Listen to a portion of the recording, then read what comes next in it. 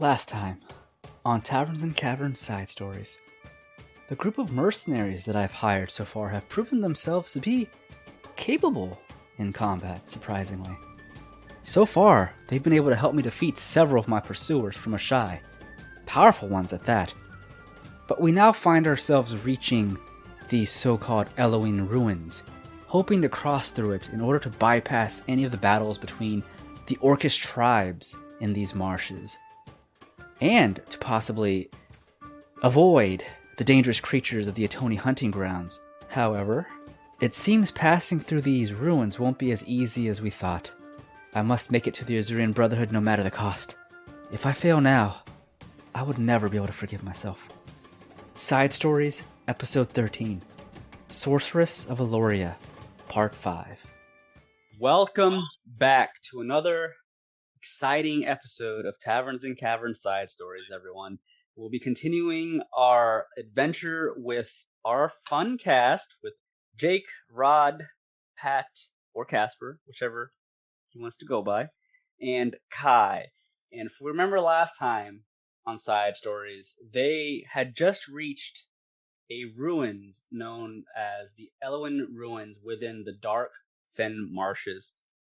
And our party was traveling on the northern border of the Dark Fen Marshes to avoid any of the skirmishes that were taking place by many of the Orcish tribes that live in the marshes. So by traveling up near the border, they're up along the lands known as the Atoni hunting grounds, which is a very dangerous area that's located in the Kurumo Plains. But in order to get through the Dark Fen Marshes, our party has to get through the Elohim Ruins, and once they're out of that, they'll be stepping into the Kurumo Plains or the Atoni hunting grounds. And once through there, they'll have to pass the Falgar River to get into the nation of Zogun. So, last time, though, our party was attacked by some Ettercaps while they were trying to, camp, or did you guys camp afterwards? I can't remember. But camp afterwards. Yeah, okay, you guys camped afterwards. And not only did Ettercaps attack the party, they were also surprised by a mimic, which our lovely rogue Sam Laundren was tricked into coerced inspecting because of Yelar and Bog. But Man, our party was able fun of Bog. But our party was able to succeed in defending themselves against the mimic and the Ettercaps. And afterwards, they decided to take a long rest while in the ruins. So we're going to go ahead and pick up where we left off. Everyone, you're able to get your long rest for the night. Nothing really comes out at you. You're still near the entrance of the ruins. And I know you all decided to have at least someone watch every couple of hours, stay awake and keep guard. But for the most part, everyone's able to get a decent rest. So everyone's HP should be full. Your spells are all back. And we are now going to just take off. It's early morning. I'm going to say it's about 6 o'clock in the morning. Esqa's already awake. She is eating some of her rations and drinking some tea. What is the rest of the party doing as morning hits? Kai is just looking further into the ruins, just staring. Is Kai going to do any inspections? Is he going to try and go any deeper to kind of look into there? Or are you just kind of staying next to the fire and the party? I'm staying next to the fire and party. He said, hell no, fuck that. Listen, I'm a squishy ranger. I'm a hangback. All right. Archery for a reason. All right. And remember, the further down the ruins takes you, which you have to go further down, the darker it gets. So the entrance area where you're currently at, some of the sunlight from outside is starting to pierce into parts of the entrance, but not enough to really light up the entire ruins, at least in the area that you're in. But you do have your fire around you, so it's fairly lit in the current location you're at. It's lit. But, yeah, it's lit as fuck. But the further you go, it's going to become darker and darker. So you're going to need a source of light. So keep that in mind. I believe I've got that well in hand. Gentlemen, I'm going to go ahead. And at this point, Ekhardt will place around. Does Luna wear like a harness or anything? Sure. Never really thought about it, to be honest. Is she just like, she's just a wolf? She ain't got shit on her? That's okay. She didn't have to. I was just curious. Nah, she can have a harness. Okay. So he's going to use his cantrip, of light, and he's going to cast it on Luna's harness and on his halberd. And that's going to give a total of 20 feet radius on her and me of solid light for us to be able to see. Okay, cool. Awesome. Yelar and Sam, what are the two of you doing as you're waking up, or are you already awake, doing your own thing? I think Sam just kind of wakes up and it takes a big stretch, and he just kind of like, favors the lashings that he got the day before. I know they're all healed up, but he's like just thinking in his head, damn it, I'm never trusting that turtle again. Or the turtle's word. I'll trust him as a fighting partner, but I won't trust his persuasion again. He tells me to touch a chest. And then kind of having like thoughts about how I could do better, Okay. As Sam is slowly getting up from his slumber, Esqa is sitting there, rather peacefully sipping from her cup of tea, and she looks over at Sam. My dear friend, let's hope you've learned your lesson. The further into these ruins we go, do not touch any chests, right? Yeah, I'm not touching shit. And she looks at Yelar. Is Yelar awake? Yelar is just now waking up, and okay. he's going to greet everybody. Morning, Esqa. Morning, gentlemen. Goliath. And I don't say anything to Yelar. I just say, good morning, Bog. Trying to be nice to the skull that everybody thinks is a rock, but it's not a rock. It's a skull. If it would have been dignified that was a skull before he said it was a rock, I don't think I would have made as much fun. You live and learn. He's $3. Yelar responds, "Oh, well, Bog says good morning to you." He's going to make himself some more coffee. Ekhardt will 100% partake in such an effect. Also, for sake of simplicity, Ekhardt will not cast the light spells until we're looking to begin our travel through the ruins. Okay. Esqa looks over at Yelar as he is preparing his brew of coffee. You sure enjoy that coffee there, Yelar. Are you sure you have more than enough of it? You're going to be going through it within days with the amount of coffee you've been drinking this last couple of days since we've left the town of Ogrog.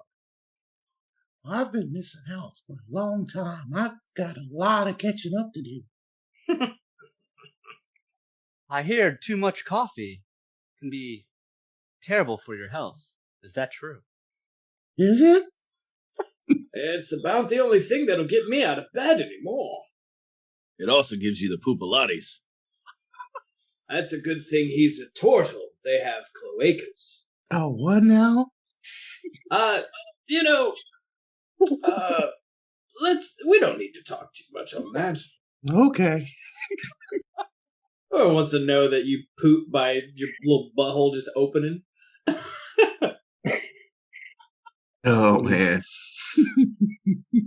Since Ekhardt brought it up, you should give us more details. What's going on here? You're the ranger here, you know. Poop. How he defecates. You know what? I feel like I've earned this. I'm going to step away. Yelar is just going to start drinking coffee. He's not even going to respond to that. He's going to make a mess on the way down. I'm not standing behind the turtle.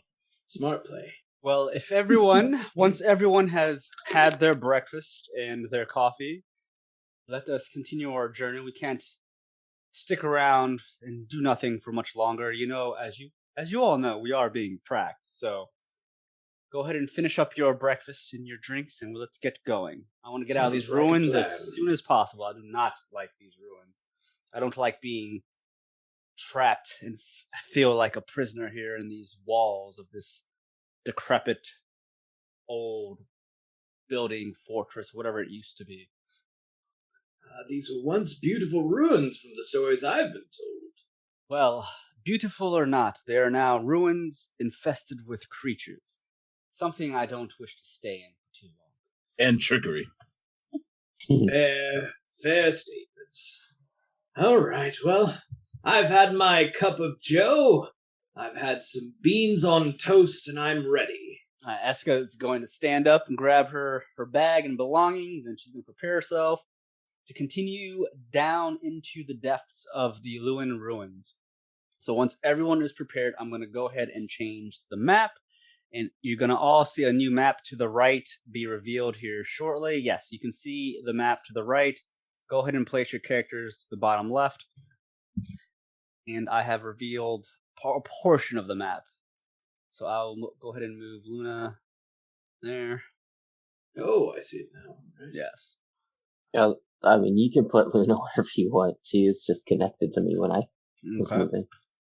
So as the party continues inwards of the ruins, the ruins begins to become more and more of like a cavern, more so than the ruins. Now, there's about, I'd say, 20 minutes of travel. You're walking through the darkness. You have your light guiding you. But as you continue down into the depths of the ruins, the concrete and stone that once surrounded you, that were all in crumble, slowly begins to shift into ground. And you now feel a bit of a breeze blowing up against your skin and your hair as you're moving further down. It becomes a bit colder. There's a bit of a chill, and all you hear around you is complete silence. You don't hear any droppings of water or any movement. You don't actually see any bugs or anything like that. And the surrounding cavern area around you, it's still of it has like a muddy texture to it, somewhat wet, but it's still hard enough that you're not sinking into the ground, but you are still in the swamp. So that would possibly be why it's a bit damp as you go further into these caverns. But as you're going down, the corridor that you stepped into begins to shrink slightly. So it gets a little tighter, and you can't see. You said that is 20-foot radius, the light you casted? Yeah, so it would be like pretty much the length of where we're at. So it would fill up the better portion of this area. Okay. And Ekhardt will definitely be prone to wanting to kind of hold the front. Okay. Luna, I figure, is still going to be sticking with Esqa. Is that fair, Kai? Yeah. Okay. So with what's going on right now, is it pretty much the whole area that we are is illuminated? Yes. So everything you can see is basically what you can see on the map. I have hidden the rest of the map because you don't know what's going on, basically. Would it be a disadvantage to be like? So I rolled a 19 on my stealth, and I have a +1 modifier because of my cloak. So would it be a disadvantage to you? I mean, since everything's lit right now. No, you can still sneak and use your stealth if you hug the walls of the caverns. Now, the light obviously isn't like lighting up the entire area, only within a 20-foot radius, but you can still sneak around the walls on the edges of the light around you. I prefer to use my stealth abilities. Yeah, and remember, the light is currently fixated on Luna. That's where Ekhardt casted the light. Shiny. So the further away you get from Luna, the darker it becomes. Oh, he's lit. And remember, if you have dark vision, you can see a little bit further than others. And I'm pretty sure Kai has dark vision. I'm not sure about Sam. No, I do not. You know what? Okay. I wish. Okay. Actually, speaking of that, why don't I roll perception? Yeah, go ahead and roll perception if you'd like. Let's see. Do I see anything? Or is there something in my eyes? Oh, that was so close. All right. So you have a 13. So, I mean, it's pretty decent roll. It's an all right roll. But as you're kind of looking further, you can see the corridor begins to shrink at a certain point, and I'll go ahead and reveal that point. But Kai, as you're looking ahead, you're able to tell that eventually there's a point you're going to have to sneak through or crawl through one at a time. And that area, here, let me reveal that. You do see that it's eventually shrinking to a point where you can only fit one at a time. But that's about all you can see. You don't see any creatures or any movement up ahead. But as you're walking through, Esqa is just looking around. Keep your wits about you, gentlemen. I just have a feeling something is living down here. there's no way something is not after everything we've seen in these ruins. Maybe Luna should do a perception check too, see if she can hear anything. Yeah. And Oof, she 7. sucks. Yeah. So Luna is kind of sniffing the ground, but she's not necessarily hearing anything in the distance. Sounds too natural. She's fine. So as the party continues forward, though, you're going to have to go to this little gut point. So how are we going to get through here? One at a time. Who's going first? I would say let me go ahead and start the walking. And all right, so everyone place your characters. Play similarly. So go ahead and place your characters how you want to do it. As Ekhardt takes the lead, Ekhardt, you find it begins to get somewhat more difficult with your heavy armor to fit through this tight space. It's about 5 feet wide, but with your pole arm and your heavy armor and your shield, it's a really tight fit. But you're able to get through. So Ekhardt, if you're going to go ahead and make a movement, then go ahead and place your character on the opposite side of that. Oh, right. And it's a tighter fit, everyone, so play it safe. And as you're walking through there, I need you to make a dexterity saving throw. Oh, well, that's not going to be best. Or I should, do a dexterity saving throw. Let me see if I can get through it. All right. So as Ekhardt is forcing himself through this tight gap, make me a perception check, Ekhardt. I'm going to hold on to that dex save. Oh, God. But I actually meant you to do a perception first. Bye, Penella. Okay, so 21. All right, so 21, Ekhardt, as you're stepping through this tight fit, you can hear something off in the distance. And at first, it sounds like a slight rumble. But a couple seconds go by, and this is taking place as you're, pushing yourself through the hole. A couple seconds go by, and the sound grows louder and louder, and it is coming towards you from the darkness. And with a perception of 21, you definitely hear something is moving fast. And eventually, you're able to see ahead of you, there is a large boulder rolling directly at you. Oh, shit. So, should we grab his feet and pull him back? The boulder, you failed your dex saving throw, Ekhardt. Oh, no. The boulder is going to come slamming into you. Ooh. Are you ready for this, Ekhardt? So we don't have time to pull him or anything? Not this point in time. Oh, okay. Well, you know what? I'll allow Sam an attempt to try and pull him through because Sam is actually right behind Ekhardt. Would I do a strength dexterity check, or a strength savings check, or make me do a strength saving, try and pull him out into the gap. Damn it. Okay, so the DC to beat this was higher than the 13 you rolled. So Ekhardt, you feel Sam attempt to grab you. I'm assuming Ekhardt, you're saying something, and Sam. There's a stone coming. Sam is currently right behind Ekhardt, and he's fitting through the small area himself as Ekhardt steps out, and that's when the boulder starts coming towards you. Sam, you hear Ekhardt kind of just yell out something, and you attempt to grab him, but because of his heavy armor and his halberd gets caught on the sides of the wall as you try to pull him back through, you're not able to pull him through fast enough, and this boulder comes slamming into you, Ekhardt. Are you ready for the damage? I will be here in just a second. I'm just looking to see if there are any reaction spells that I might have that could help to mitigate some of this damage. And do I get anything like a plus to that strength save for powerful build? I count as one size larger, determining my push, pull, drag, or lift. I guess your pull would do something. Now it doesn't necessarily give you a plus, does it? Like an added bonus to anything? It doesn't say anything. It just says means you can pull as more weight normally. Okay, so yeah, in this case, it wouldn't have done anything. Damn it! Imagine me yeeting you out of that cave. You go flying backwards in the bog. Just further hates me.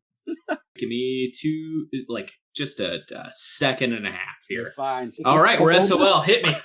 Let's go. Okay. All right, this giant boulder that rolls down towards you, Ekhardt, It slams into you. I'm assuming Ekhardt's going to try and mitigate some of the damage with his shield. Yeah, but, he's going to try and couple with it as best he can. All right. So as the boulder, it's a large size boulder. So it's one size category bigger than you. It comes chasing down, and you eventually are slammed into, or this boulder is slammed into you for 21 points of damage. Ugh.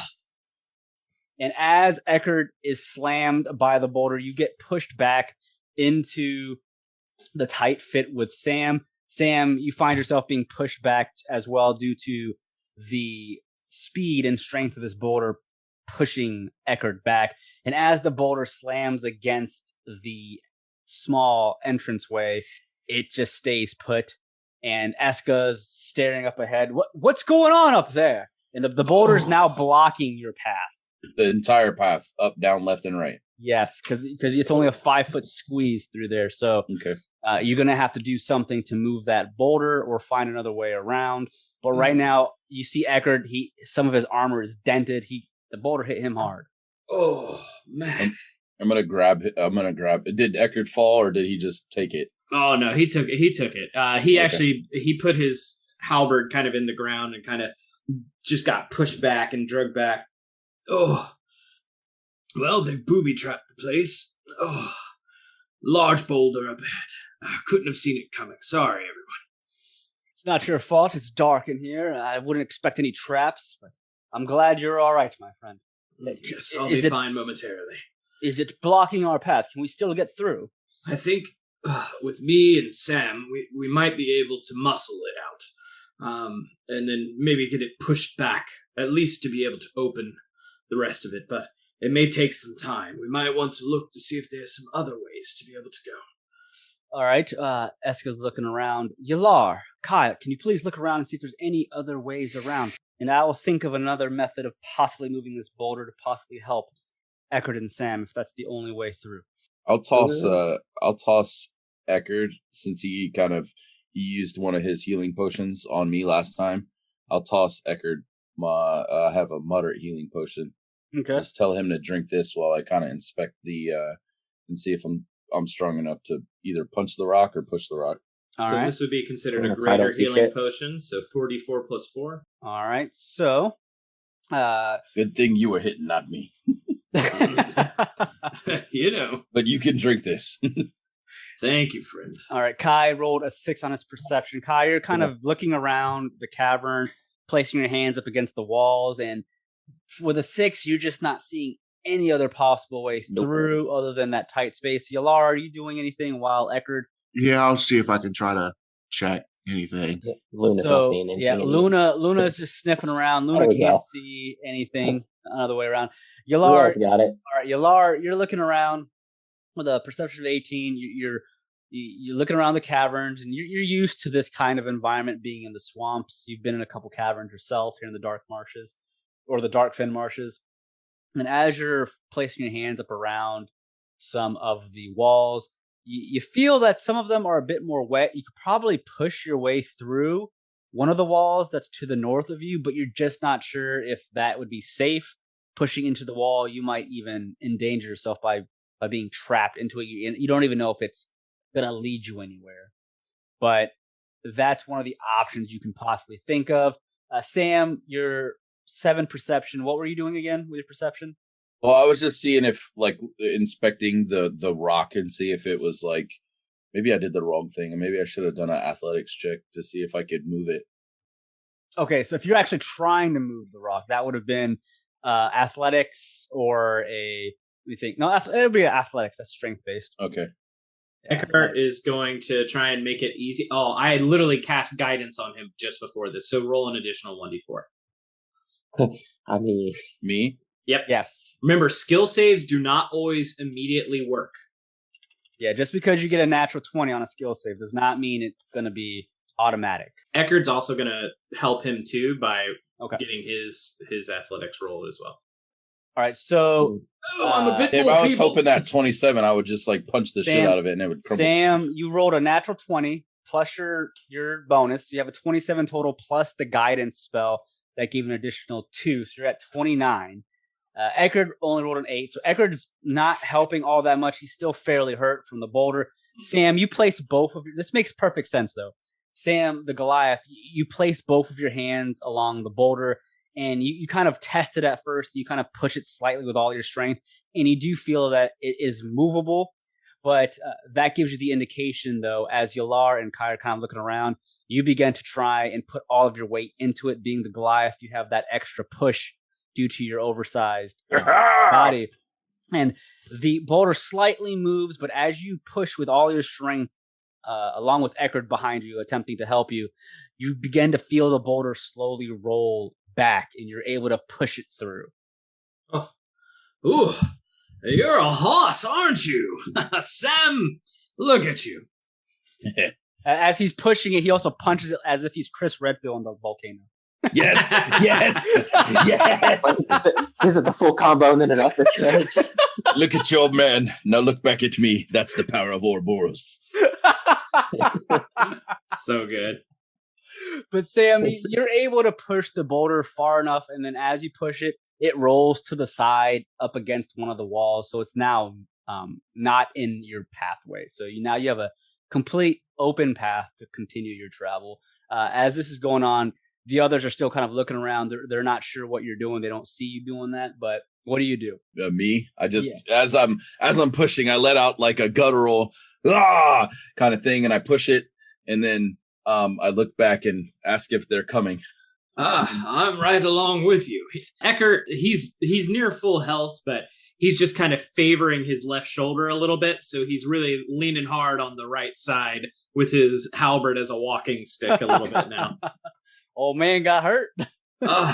It's not every day I take a full blow from a boulder, but let's just keep it down to a minimum, all right? That's definitely a bad rock. Bog, not so much anymore. Oh, no. Esqa is going to look over, and she's like, "Oh, compliment! You were able to push it. Amazing." Laura didn't hear that. Kai, Yelar, they were able to move the boulder. Let's get going. So you're all able to move through that tight space into the next corridor, and the walls widen up just a bit for the party. It's not as small as that small little space that you just fit through. But go ahead and move your characters up. And Am I still stealth? Yeah, you can still stay stealth. You can still have that rule. I'm gonna go ahead and open more of the map. Behind a rock.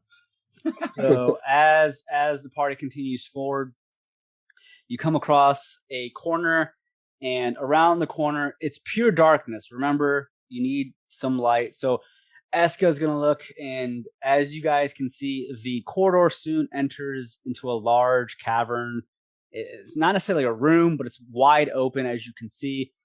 Parts of it, Kai, you'll be able to see a little bit more of it with your dark vision. So Esqa is going to go ahead and cast a spell, a cantrip. You see she's casting light. And as she casts light, it's going to provide a bit more light for the party. So Luna, as well as Esqa, are both basically providing a light source for the party. And as the room opens up, you can see there are stalagmites, stalactites, whatever they're called, bunch of rocks. It looks just like a deep, dark cave, deep underground. But you can see some light at the end of the room coming from this direction where I'm pointing in the map. To the north of you, in the very back, there is a slight bit of light as if the sun was piercing parts of this cavern. What are you guys doing at this point? I mean, Eckhart's feeling pretty much as close to where he needs to be from where he was originally, so he'll still be down to kind of push forward from the towards the front, but maybe not directly the front. All right, so as you enter the large cavern area, go ahead and place your character somewhere. Ekhardt is not going to be the squeezer this time. He's just going to go, I'm going to leave this for thinner men. So who would like to go squeezing through here, and I'll look over your shoulder. Oh, there we go. I'll do it. Okay. I'll do it. So before you can enter this large open cavern, there is yet another point where you have to squeeze through one at a time. Kai, he decides to go first. Kai, as you're moving through, are you doing anything to try and inspect, see if there might be another trap or something after the last one? Sure. Can I? Well, hold on. Can You we can get do Sam over here? You can to do help like an that? investigation if you'd like. I mean, if you want Sam, you can ask Sam to help you. That's up to you. Yeah. Let's bring Sam over here. You do an investigation too, guy. Okay. Is it investigation or perception? Either one. Yeah, please come over and look. Yeah, either one, whichever you prefer. Please. Oh shit. All right. So Kai rolled a 6 on your investigation, and Sam rolled a 10. So neither one of you spot any kind of traps or anything like that. Ekhardt, when you were walking through the first point, you don't really know what triggered it. With your heavy armor and you being in such a tight squeeze, you're not sure if your weapon pulled a string or if you stepped on a plate. You just don't know what triggered it last time. Can we have Luna take a step back, and then I'm going to swap spaces with Luna? Yeah, that makes more sense since you're right behind Kai. Yeah. And then what I want to do is, as Kai's moving through, I want to have my hand on him just in case I have to try to pull him out again. Okay, which would make sense. I'd allow that because you're already wary of the last point. All right, so Kai... Don't need our ranger getting hit with a big giant rock. He would welcome it. As you're slowly pushing through, you don't see any traps, you don't feel anything, but Kai, you're moving through.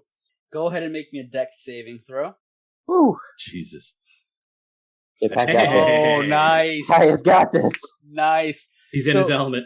Kai, as you're walking through the point of no return, no, I'm joking. As you're walking through the tight space, you feel underneath you as you get to the other end of the tight space. The cavern beneath you, ground, begins to shake. And as it does, you feel it in attempt to engulf you as the ground crumbles and a pit soon shows itself. But with a dexterity saving throw, you're able to jump either back or ahead in front of the group over the gap. I'm going to go ahead and say right here in the square up above, right next to you is where the pit is. So you can either jump back or jump over it because you got a dexterity saving throw 20. You do not fall through the pit. About how big is the pit? 5 feet altogether? It's about 5 feet. One person can fall at a time. Okay. And it's complete darkness. You can't see how deep it is. I think I'm going to be risky. I'm going to jump over it. Okay. So you don't have to make a roll. You don't have to make a roll. Your dexterity save was basically... Yeah, it was basically you jumping ahead as the ground fell beneath you. Your dexterity saving throw. You're able to jump ahead right before it. And Sam, with you being right behind Kai, you see him quickly move his feet and he jumps ahead before he could fall into this pit. So Sam, you'd be the next one ahead. You can see the pit just appear beneath Kai.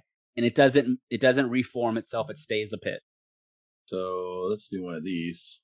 So you can do an acrobatics to attempt to jump over it. All right, so you have a 13 on your acrobatics. That's more than enough. You're able to jump over it. I'm going to move over to still. I still want to kind of hug the wall, but I'm trying to stealthily move around. Okay, so go ahead and make a stealth check after your acrobatics. My man lands like a rock. Okay, you got a 10 on your stealth. All right, so as you land, you're not as stealthy as you were before, but you're hugging the walls into the shadows as much as possible. So what do you guys do? Do you yell back at the party, let them know that that's even there? Or what's going on? Hey, watch out. There's a hole. Good call out there, friend. Just kind of appeared, man. Just wasn't there. Now it is. All right, so next up, I would assume is Ekhardt. Ekhardt, are you going to attempt to jump over this board? I'll be honest with you. I think I'm going to go last here. That way I can help everyone get across as he goes over to, he takes his halberd and he goes, Sam, for those who aren't as dexterous as the two of you, can you hold this other end and we'll allow them to have my halberd between the both of us and they can use it to kind of shimmy across. Okay. I'm down for that. All right, Yelar, you would be next. Yelar, you would have to make me a dex saving throw to get through. I'll give you an advantage because you now have a halberd to kind of use to get across. Okay. Don't fuck it up. That would be a big ass turtle in a little asshole. All right, dexterity of 15. So Yelar, as you get to the hole, you're able to shimmy your way across the pit with the help. You're a heavy boy. The help of the halberd. So Yelar, you make it through, And Much appreciated. Esqa's gonna go ahead and. Did he say that to me or did he say that to Ekhardt? Actually, he said that to both of you. Ah. Yeah. It's nice to be on good terms for once, right, Tortle? I have a name, you know. Yeah. He's a saucy git. Right? He is. So go ahead and move Yelar to the opposite side, please. And Esqa, she is going to make her attempt. She rolls a 17 on her acrobatics, and she is, or her dexterity. I should do not acrobatics. Let me do the dex. I fucked that up. We should do a Hobbs and Shaw spin-off like a Sam and 17. Yelar. She rolled a 17 regardless. Yeah, she's able to get through really easily. She just walks along the halberd as if she's some sort of ninja. And now it leaves Luna and Ekhardt. Luna can possibly just run and jump if she likes, but she's going to have to make a dex saving throw with an advantage regardless. Go ahead and make a dex for Luna. Well, let's see if this is where I lose my dog. Oh, I'm ready to catch her. I'm ready to catch her. It's okay. 17. All right. She got it. Luna's able to get across, and that leaves Ekhardt by himself on the other end. Oh, God. All right. So I've thought about this. All right. So you're going to see Ekhardt, who is very prepared for these situations where he is not at his best. He breaks out his explorer's pack. He breaks out 60 feet of hempen rope. He wraps it around himself. He ties his knot. He then throws the rest of it over to Sam. And then once Sam has all of his stuff, he is going to go ahead and make his jump at this point. And he is jumping with his halberd. He's trying to kind of pole vault as best as he can across the... Oh, God. And I'm going to go ahead and roll my dexterity. Do I get an advantage with all of this precaution? I'll give you an advantage with all Can I do an athletics test too to see if I pull him further? Let's go ahead and do Ekhardt, make your dex roll first. If he fails, then okay. So with a 19. So we'll just say with a 19, Ekhardt, with all the precaution and with Sam holding onto the rope, Sam's able to pull you across. You make a perfect jump with your halberd. Your halberd does not snap. These old bones fly just as easy as anyone else's. I was hoping I would pull the cord a little bit too hard and you go flying and somehow impale an enemy that's hiding in the shadows. I'm so graceful. All right. So the party now completely across this pit. Again, you can see now that you're in this large cavern, stalagmites all around you from the ground, stalactites, however it's pronounced. Stalactites, yes. Stalagmites, yes. All from the roof and the bottom of the ground, pointing everywhere. There's no sign of water. The ground, though, beneath you becomes less moist. It's a bit more hardened. And you really don't see much other than darkness and cave. And you also see that light that I mentioned at the end of this room, which was, I'm just going to say, over here. There's a bit of a light shining. It's very, very dim. It looks like sunlight, natural light, but you're just not sure. And as you're looking around, I mean, again, it's still fairly dark in this room, but nothing really sticks out at you. You don't see any creatures, any monsters, or anything like that. Let's go ahead and do, what's the party doing? Then just yells out, I see light, and I'm ready to get out of this damn cave. Yeah, Esqa looks at Sam. You and me both. I'm tired of these traps and this darkness. Let's get out of here. That light does look natural. It's probably the sunlight. It seems like we might be close to leaving the ruins. Thank Jesus. Eckhart's going to kind of hold to the walls as best he can to the cavern sides. Okay. He is shining a bit more light in this direction. So from his halberd, this is going to go 20 feet this direction. And he's just trying to make sure he is giving as much vision as possible. I'm going to kind of move up, but still stay in the shadows. I don't like how the turn order all of a sudden appeared on the screen. A little suspicious. All right. Don't be distressing. Don't be suspicious. Seems my anxiety's kicked off for some reason. What's going on here? You don't know nothing. Oh boy. Not good. Oh, yeah. Don't be like me and get a really Yeah. good roll and then be like, oops, wait, and then get a bad roll. Ah, how nice of you, Esqa, to go after me. You're All a right. proper nice lady, aren't you? All right. So, as everyone is now across the pit in this open space, Ekhardt, you have the light kind of shining towards you. You can see to the north of you. The light's at the far northwestern area of the room, but you can't really see where the light's coming from, if it's coming through some cracks in the walls. Ekhardt, you do see, though, there's an opening, like another hallway to the north of you, not too far. But Sam, you have the first go. We're going to start turn order right here. What are you doing, Sam? So I'm still stealthed. Yeah. Yes. Yes. And the center area is basically our main area. The top and the left is unidentified, right? But, right. The lights from the northwest. Okay. So I want to move my character up more so here because I don't see any kind of indicators on the map. So I'm still kind of just hanging out. Okay. So you're still stealth, kind of hugging the walls. Can I make a perception check? Yes. Once I'm up here? Yeah, you may. Okay. And real quick, the things you drew, just click them and push the delete button. Okay. All right. Yeah, rolled a 17 on your perception. As you're looking around, Sam, you again, you're not seeing any creatures or anything like that. However, with the 17, you do see something kind of crawling There we go. up along the ceiling. You don't see any creatures per se or any humanoids or anything like that. You just see something that looks like a worm or like a tendril, a tentacle, kind of slithering up on the ceiling along the stalagmites. And that's about all you see, though. I would like to warn everybody. All right. So you go ahead and warn people. What do you say? There's something on the ceiling.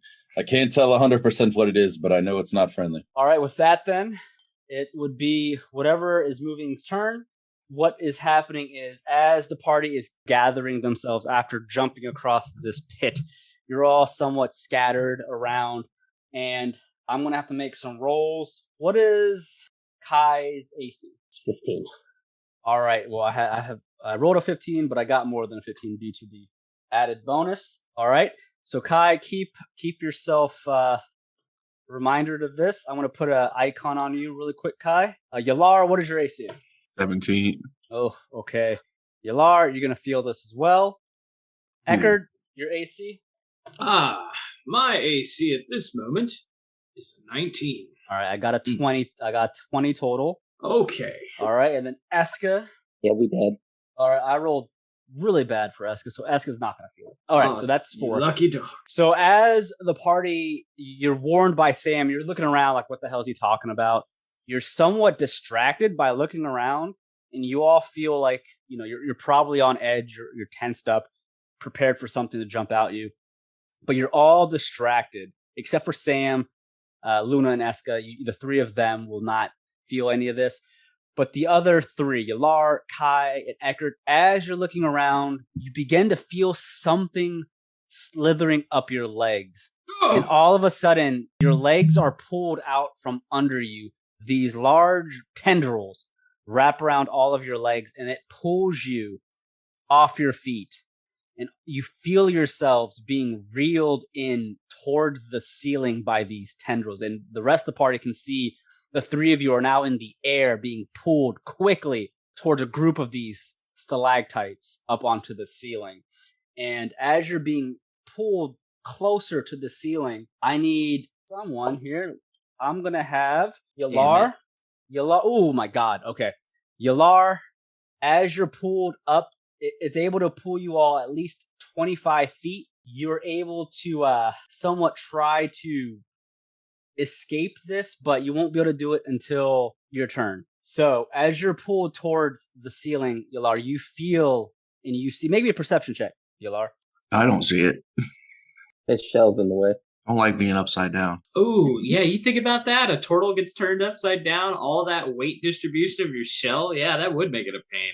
Yeah. So while you are grappled, the three of you, you're technically considered restrained, and you have disadvantage on strength checks and strength saving throws. So as Yelar is pulled up towards the ceiling, Yelar, make me a perception. Oh, you got 5 perception. Yelar, you don't see what does this to you. The way you're being held upside down, you're not able to see it, but you feel something sharp bite into one of your legs. And as you do so, Yelar, you are taking some damage here, my friend. You're taking 20 points of damage. Oh my god. Oh, Yelar, as your leg is bit, blood is drawn, and you just feel yourself hanging there helplessly. And the only way for you to escape is for you to attempt to make an escape saving throw. The only thing you can do is attempt to escape from this grapple as you're being bit. Ekhardt and Kai, you can make perceptions to see if you see what happens to Yelar, but that's up to you. So is my halberd still providing 20 total feet? Am I able to see the ceiling with the light? Yeah, you can. Okay. And remember, guys, while you are restrained, your speed is 0, so you can't move. Your attack rolls against whatever creature that has you, or I'm sorry, the creature has an advantage on whatever it is currently restrained. So if you're restrained, it has an advantage on its attack rolls. And if you attempt to attack the creature while you're restrained, you have a disadvantage. And strength-wise, right? It says attack rolls against the creature have advantage, and the creature's attack rolls have disadvantage. So if you're restrained, that's what it means. So you have disadvantage against that creature that's restraining you. Gotcha. And the creature that's restrained has disadvantage on dex saving throws as well. So, and you also have disadvantage on your strength saving throws because of the specific tendrils that are on you. But Ekhardt, you make a perception with a 7. I'll give you the advantage because you have the light coming from your halberd. You quickly look over as you're pulled up towards the ceiling with Kai and Yelar, and you just see one of the stalactites hanging off the ceiling. You see an eye slowly open on the side of one of them, and you see its mouth quickly open, and it bites down into Yelar's leg, drawing blood as it's holding him there. And you can see this is a fairly large creature that looks just like a giant stalactite. It has tentacles coming out of it. And you can see that there are 6 total tentacles coming from its rocky body. And Sam, as you're looking up with a 17 perception, you can kind of see the same thing. Can I roll a history to see if I've encountered one of these things before? Yeah, or have seen one of these things before? Go ahead. Can I do the same? Yeah. If you want to make a history check, I'll let you. Oh, you bitch. All right. So, Ekhardt, you rolled a 6 in your history. You've never encountered one of these creatures before. Sam, a 14. And with you coming from the Strider Valley, these are somewhat common in the Strider Valley. As a Goliath, you have seen these in the mountains before. They are creatures known as ropers. They basically look like giant rocks, stalagmites, stalactites, and they're basically undistinguishable from other rocks and stalactites until they actually attack something. They're very patient hunters, but they will devour whatever they can grab onto. So you know they're extremely dangerous, and they're creatures that are basically hunters. So it's going to eat Yelar. That's what you know. So I just want to yell out the name of the enemy. Okay. Because I know Eckhart's kind of like wondering, and he's kind of puzzled on what it is. So I'm just like, Cursed abomination. Yep. So you know it's a roper. Just yell that out. Okay. All right. Well, with that, then that's the end of the roper's turn. Kai, it is now your turn. You feel yourself being reeled up towards this giant roper that's hanging off the ceiling. How far off the ground are they? Sorry. They're about 25 feet off the ground. Holy shit, they moved up quick. Yep. Kai, you can attempt to attack it with a disadvantage, or you can break out of its grapple. What kind of saving throw would I make for the breakout? You'd have to make me an escape DC. I can't tell you what you have to make, but you can either do with it athletics, or you can do it with your acrobatics, your strength or your dex, whichever you prefer. We'll go athletics. But remember, if you use a strength based, you have disadvantage. Might want to go acrobatics, friend. I mean, my acrobatics, I'm not proficient. I'm proficient in athletics. So. Ooh. Good luck. Yeah. Okay. Here we go. Hey! All right, but you have a disadvantage, though. So you're an 18 and a 10. So unfortunately with a 10, Kai, trying to pull away from it with your athletics, it's just too strong for you. You are unable to break free. Luna, however, still has a turn. However, it is up about 30 feet off the ground. So Luna is going to have a very hard time attempting to get to this thing. There are three other tentacles that are on the floor, though, looking around to try and grab someone else. So Luna can attack one of those if she wants, but whatever you want Luna to do, it's up to you. Sure, we'll have Luna attack one. All right. Go ahead and make an attack roll. Luna sees 3, because it has a total of 6 tentacles coming out of it. Luna quickly goes to bite one of the free tentacles with a 10. She's not. The tentacle is actually able to avoid with a 10. Did you not break free, Kai? No, he didn't. No. It is now 18. It is now Yalar's turn. Yalar. 10. I'm at disadvantage. You can attempt to break out, Yelar, or you can try attack this thing with a disadvantage. You are hurt. I'm going to try to break free. Like hurt bad. Acrobatics. Or athletics. But if you make an athletics, it's at a disadvantage. I'm going to try acrobatics. I'm better at dex anyway. Okay. Ooh. All right, with a 11 acrobatics, Yelar, you just feel this thing bite into you, and you're in pain. You're trying to escape. The tentacle just has you too tightly. You're not able to break free. Ekhardt, it is now your turn. What are you doing, my friend? Well, I'm taking a different approach for this bastard. At this point, Ekhardt is actually going to be casting a spell, and it is to attack, so he knows that it will be at a disadvantage. But if he hits, his next attack against it will be made at a normal. Okay. Because it gives you advantage. Yep. You got it. So he's going to be doing a little bit this round, Ryan, just so you know. All right. Okay. I'm also going to draw something super duper quick because it's actually going to be something I'm going to navigate with. Right. Oh, God, that is so terrible. Jake, you can do better than that, brother. The whole time Sam's like, God, thank God I'm not the one getting trapped. in his brain, in his head. Yeah, in his head. He's like, oh my God. This is what happened to me last time. Okay. So this is what Ekhardt is doing. Ekhardt says another incantation that you all have heard before. He is casting Guiding Bolt.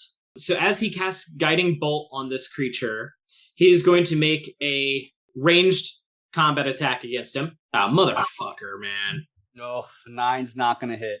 Well, that's okay. He's immediately going to action surge. Okay. And he's doing it again. All right. Motherfucker. Oh, with a 10. Eckhart's not able to hit this creature. Okay. Well, with that, that's going to be his action, his primary actions for this. Okay. And that's also going to take away 2 of his first level spell slots. He is going to use a domain spell that is a bonus action at this point. Okay. And he is going to summon a spiritual weapon. I don't know why it rolled. It shouldn't have rolled anything. Yeah, you just summoned it, yeah. So as this spiritual weapon is summoned, you see this holy sword. For lack of a better term, it's made of a kind of a misty, mystical sheen. It doesn't actually give off any light, but it is bright to look at. And the spiritual weapon will attack it because it is a bonus action to utilize it, and he will get a 25. Okay, that will hit. And it will deal 12 force damage, max damage. Take that, bitch. All right, so the roper from behind feels the spiritual weapon pierce it for 12 damage. The roper kind of hisses slightly in front of Yelar, and its eye kind of just looks around, but it's hungry, and it begins to drool a bit more, and it kind of ignores the spiritual weapon for now. Ekhardt, that would be your turn then. Mm-hmm. Esqa, she's looking up, and she's kind of mouthing. She doesn't say it out loud, but for anyone looking at her lips, she's just, what the fuck? Like, she's never seen a creature like this before. And she's quickly going to hold out her hand. She's going to cast some spells here, and she is going to cast Scorching Ray up at the creature to attempt to harm it. And with Scorching Ray, she gets 3 rays. So let's go ahead and do all 3 rays here. So the first one hits. Second one, she rolled a 23, and then the 10's not going to hit. And then she rolled, oh my God. All right, an 8. So that's not going to hit. So only one of the Scorching Rays deals damage. Let me go ahead and roll the fire damage that it deals. It's going to deal 2d6. 13. Yep, 13. 13 points of fire damage to the Roper. And as she shoots out one of the Scorching Rays, it hits the Roper in the side next to its eye as it begins to burn into the Roper's side. And the Roper has like a rocky exterior, but because it's a creature, you can see part of the exterior is burned from it. And the two other Scorching Rays that she attempts to shoot up at the creature, it's able to deflect the Scorching Rays with its free tentacles. And Esqa's actually going to make a move. She does not want to stay where she's at, and she's going to attempt to move closer to the other end here next to Sam along the wall. And she just yells out, "Don't worry, friends, we'll free you." And Sam, it is now your turn. What are you doing? You're seeing your allies are just hanging off the ceiling. Are there any rocks around? There are plenty of rocks. Now, is there any rocks close to like Ekhardt? Like any kind of taller rocks? Eckhart's about 25 feet in the air, so not any rock next to him, but there are rocks. I mean, on the ground. Yeah, on the ground. Yeah, on the ground, yes. How tall are those rocks? The rocks are fairly small. They're not very tall. They're medium-sized rocks, so like something that can fit in your hands.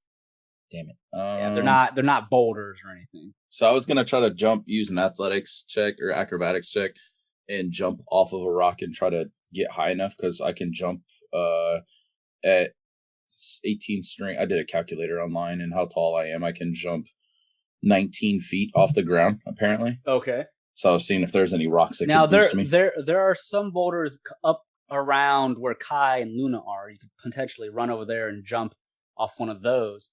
But there's also technically a boulder under the spiritual weapon that you could potentially jump on, and that's about 10 feet tall, where I'm pinging. So could I mean, I don't know how this works. Could I run over here and then jump? Well, no, because I think I would just do better. They're the tentacles, right? Can I aim at the tentacles, or do I have to aim at the actual creature? You can aim at the tentacles. You don't have to hit the creature. You can attack the tentacles that's holding onto them if you want. Yeah, I want to try to shoot the tentacle that Ekhardt has. Oh, okay. All right, so go ahead and roll. And remember, you'll have sneak attack damage. You have advantage on this because Eckhart's technically, 5 feet away. Yeah. So 24. You're able to hit the tentacle with your short bow. So go ahead and roll your bow's damage and your sneak attack damage. Oh, shoot. Oops. My bad. It's okay. Yeah, I think it's funny that you rolled better. Ridiculous. Yeah. So your bow, your arrow does 9 piercing damage into the tentacle, and you can hear the Roper. It hisses in pain. Do your sneak attack damage. 3d6. Yeah. Nice for additional 9. As the sneak attack damage also takes into effect, the tendril that's holding Ekhardt, it basically goes limp. Ekhardt, you find yourself falling to the ground. You're going to take some falling damage. Can I do anything since I'm close enough? Can I try to catch him with like my bonus action? I don't think you can use a bonus action to catch someone. Okay. You can move closer to him to try and break the fall if he lands on you, but that's about all you can do.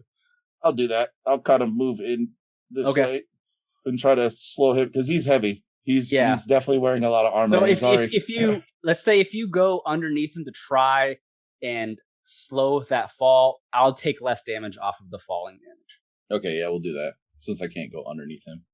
Okay. So Ekhardt, you find yourself, the tendril that's around you, it goes limp, and you find yourself falling toward the ground. And as you fall towards the ground, you're going to take only 5 points of damage thanks to Sam attempting to make the fall less hard on your body. 5 points? Yeah, 5 points of HP. Is this payback for all the gold that I owe you? Well, you're making good and well on that debt. Set me down, friend. I have a beast to slay. All right. It is now the Roper's turn. And as the Roper, the tendril that's limp, it just stays there limp. It still has 5 of the tendrils.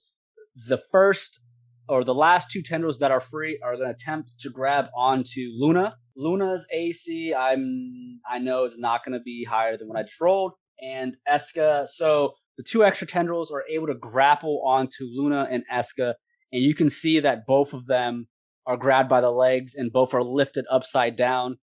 And Luna just begins to whimper in confusion with a wolf being held up like this by the leg. It's freaking out. She's freaking out. And Esca's just like, fuck! And the other tendril that's holding on to Kai and Yelar, it just pulls them even closer. Yelar, my friend, it's going to bite into you again. Oh, no! Wait. I rolled a natural 20. Oh, no. Oh, no. Hold on. I was going to see if I could do... Shield. So as a reaction, you take when you're hit by an attack or targeted by the magic missile spell. So an invisible barrier of magical force appears and protects you until the start of your next turn. You have a +5 bonus to your AC, including against the triggering attack. So what's your AC? 17. Yeah. So with that 5, so it would still hit since I did a natural 20. It's a natural 20, not a 20. So even if that you had a 21 or 22 with its strength, it still would have been higher than the shield. Oh, okay. So regardless, it's gonna hit you. Oh, so I tried. Double damage. Yelar, it pulls you in closer to its mouth, and it sinks its teeth into as it bites more into your leg. You can feel it digs into your leg as hard as it can. And my friend Yelar, this is gonna hurt, my friend. Are you ready? You are gonna. You'll be taking 27 points of damage. I'm out. Yelar, as this thing bites into you as hard as it can, part of your leg, a chunk of it comes off, and you feel the pain kind of just shaking your body, and you go unconscious. And all of you look up, and you see Yelar he was moving with his cane, his staff. You just see him go limp, and he drops the cane with Bog on it to the ground. You can see Yelar is unconscious. Oh no, Bog. Somebody catch Bog. All right, Kai, it is now your turn. You see Yelar is unconscious, and do I need to make a death saving throw right now, or? Yes, actually, you do, my friend.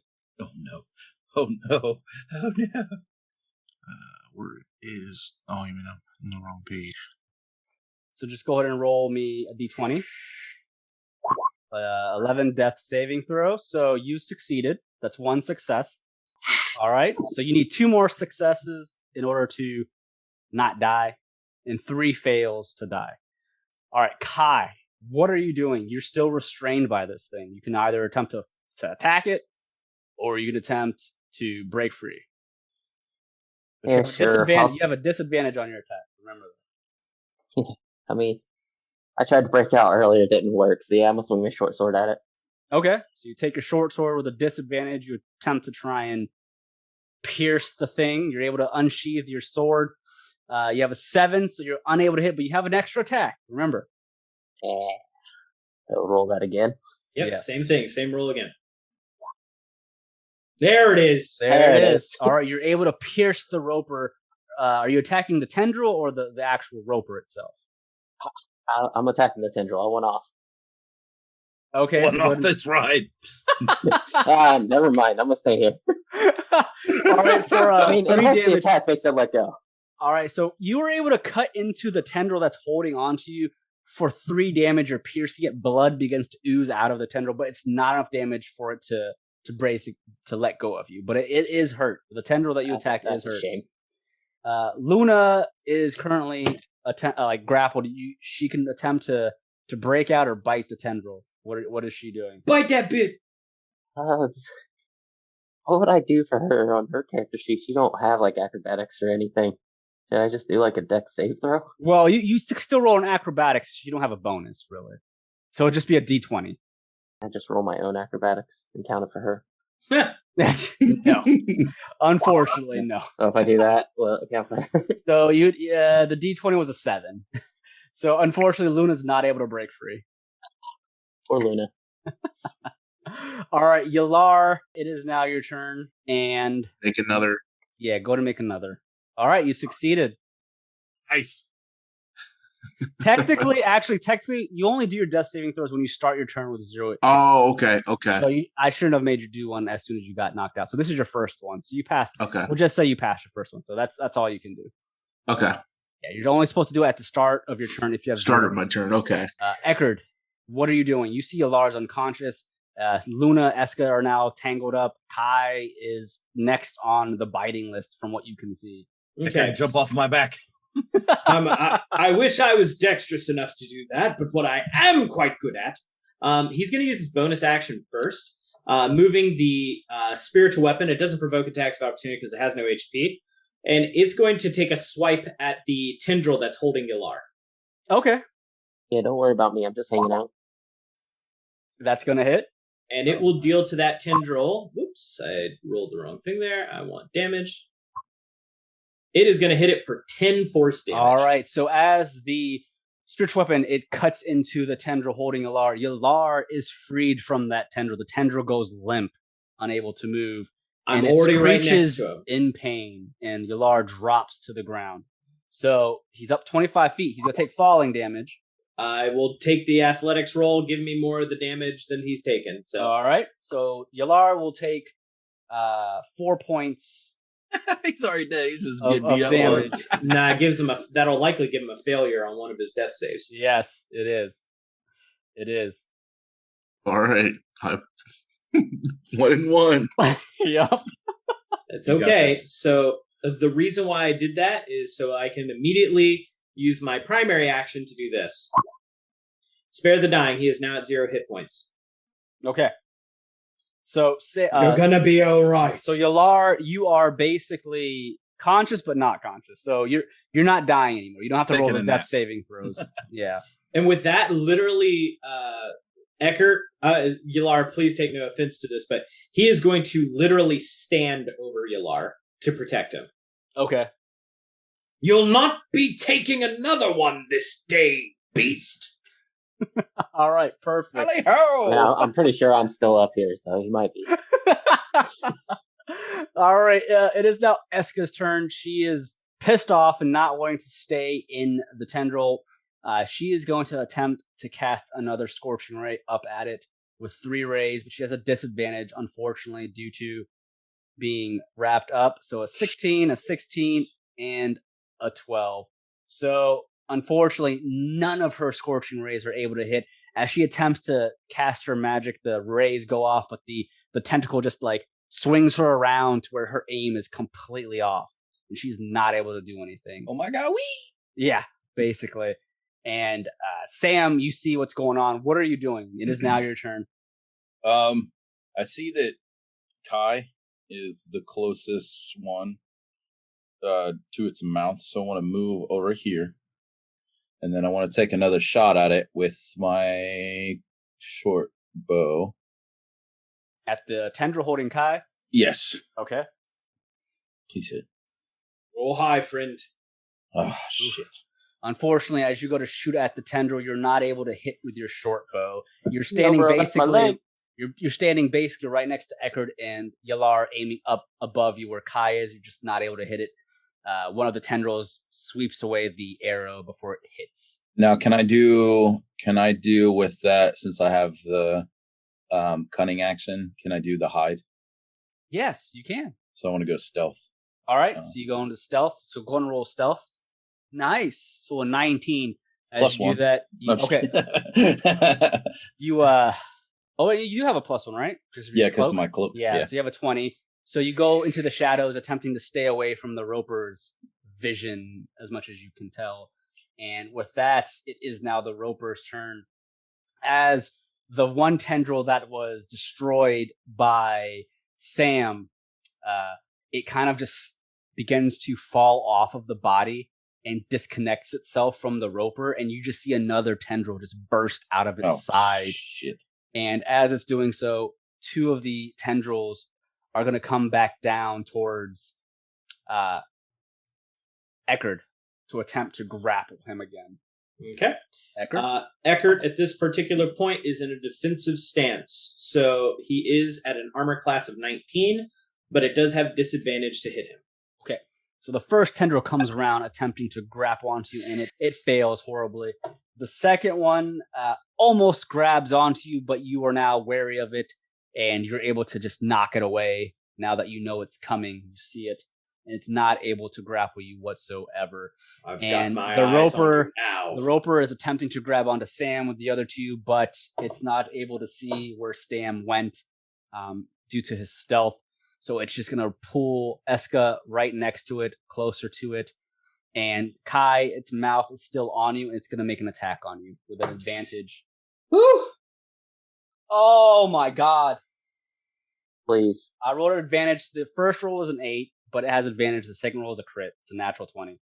Oh, my God. Stop it. Stop touching the dice. No. Stop touching the dice. Oh, boy. Kai, you'll be taking... Just give it to me. You'll be taking 32 points of damage. Oh, that's fine.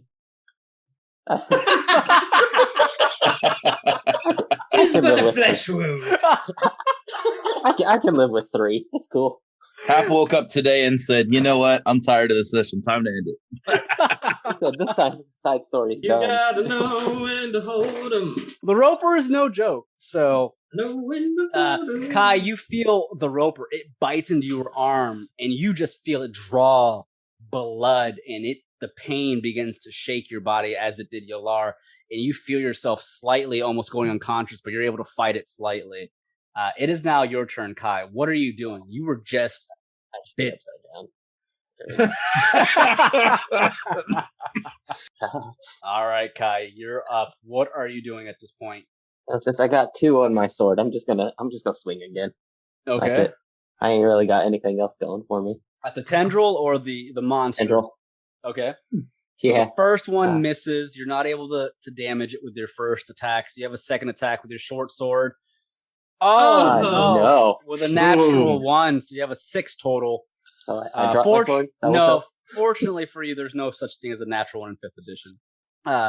But we'll just say that as you're swinging at it, your sword begins to lighten or become heavier as the tendril tightens around your wrist, and it snaps your wrist back and your sword drops to the ground.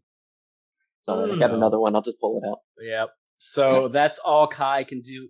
Yelar is at 0 HP. So Yelar, I don't think can't do anything until he's at 1, Luna. Right? Oh yeah, Luna. I'm sorry, Luna can try and break free.